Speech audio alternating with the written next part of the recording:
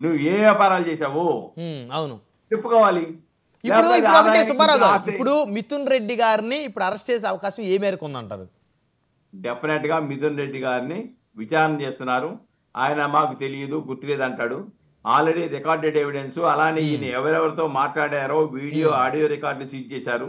అలానే సిస్టానికి సంబంధించిన అన్ని ఎవిడెన్స్లు సీజ్ చేశారు, డాక్యుమెంటరీ ఎవిడెన్స్ సీజ్ చేశారు. అలానే మిథున్ రెడ్డికి సంబంధించిన వాళ్ళ కుటుంబ సభ్యులకు సంబంధించిన సమస్యల్లో కూడా ఈ మద్యం సొమ్ము వెళ్ళిందని చెప్పేసి వాళ్ళ విచారణలో నిర్ధారించారు. అంతా నిర్ధారణ అయిపోయి అంత కీలక భూమిక పోషించింది ఈయనే. అంతిమ లబ్ధిదారుడికి సరఫరా చేసింది ఈయనే 90%. ఓకే, కాబట్టి చాలా స్పష్టంగా వాళ్ళ దగ్గర ఆధారాలు ఉన్నాయి. ఆధారాలని మిథున్ రెడ్డి గారిని అడుగుతూ ఉన్నారు. కానీ ఆయన పాపం తప్పించుకోవడానికి వాళ్ళకి సామెత ఉంది కదా, మర్చిపోయాను, గుర్తు లేదు, తెలియదు. ఈ 3 పదాలు ఓత పదాలు ఉన్నాయి, అవే వాడుతున్నట్టుగా అర్థమవుతుంది. రైట్, మొత్తానికి ఈరోజు అదుపులో తీసుకుంటారంటారు. డెఫినెట్ గా విచారణ చీకట పడినా కానీ విచారణ చేస్తారు. తర్వాత డెఫినెట్ గా ఆయన అరెస్ట్ చేయడం ఖాయం. ఆయన అరెస్ట్ అనంతరం, ఎందుకంటే ఛార్జ్ షీట్ వేశారంటున్నారు అందరూ, ఏదో భయపడేసినట్టు కాదు. ఎందుకంటే సోమవారానికి చట్టం నిర్దేశించిన 90 రోజుల గడువు ముగుస్తుంది. ముగిస్తే ఈ 11 మంది జైల్లో ఉన్న వాళ్ళు కూడా మ్యాండేటరీ ప్రావిజన్ తో బెయిల్ ఇవ్వాల్సిందే.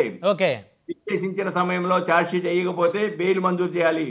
ఆ బెయిల్ నట్టుకోవడానికి ఈ రోజు 90 రోజుల ముందే లోపే ఈ రోజున ఛార్జ్ షీట్ వేశారు. అది ప్రిలిమినరీ ఛార్జ్ షీట్. ఈ ఛార్జ్ షీట్ లో 41 మంది చెప్పి 40 మంది పేర్లు చెప్పారు. ఆ 41 వాళ్ళు ఎవరో తేలాల్సి ఉంది. ఒకవేళ దీంట్లో జగన్మోహన్ రెడ్డి గారి పేరు పెట్టకపోయినా సప్లిమెంటరీ ఛార్జ్ షీట్ లో జగన్మోహన్ రెడ్డి గారు అంతిమ లబ్ధిదారుడు అనేది నిర్ధారిస్తారనేది నమ్మకం అయితే ఇప్పుడున్న సాక్ష్యాలను బట్టి అర్థమవుతుంది. రిమాండ్ రిపోర్ట్ లో కూడా చాలా స్పష్టంగా రాశారు, high profile political executive of the then government.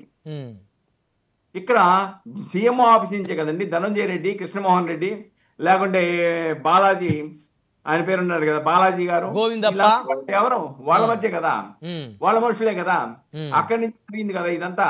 అది అవగాహన లేకుండా ఒక సీఎం గా ఉన్నటువంటి సీఎంఓ ఆఫీస్ అధిపతిగా లేకుండా సీఎంఓ ఆఫీస్ కి కుడి ఎడమలుగా ఉన్నటువంటి వాళ్ళు చేస్తారనేది నమ్మకం అయితే సామాన్య ప్రజలకు లేదు.